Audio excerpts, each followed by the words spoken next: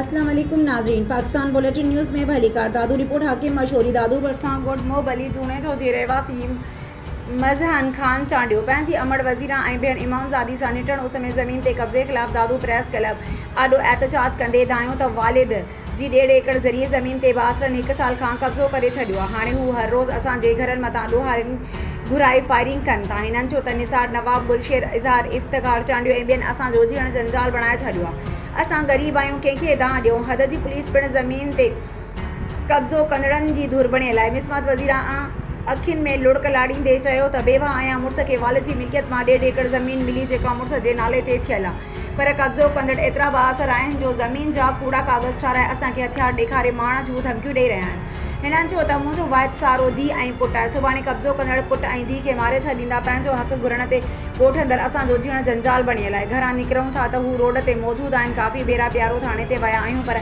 Police धिका ॾेई ॿाहिरि कढी छॾे थी। मुज़ाहिरीन IG सिंध SSP दादू DC दादू खां मुतालबो कयो त फ़ौरी तौर ज़मीन ते कब्ज़ो कंदड़नि खे गिरफ़्तार करे ज़मीन तां कब्ज़ो ख़तमु कराए तहफ़्फ़ुज़ फराहम कयो वञे। ॿी सूरत में दादू SSP या DC दादू जे ऑफिस आॾो पाण खे बाहि ॾींदासीं, जंहिंजा ज़िम्मेवार ज़मीन ते कब्ज़ो कंदड़ हद जी पुलिस हूंदी।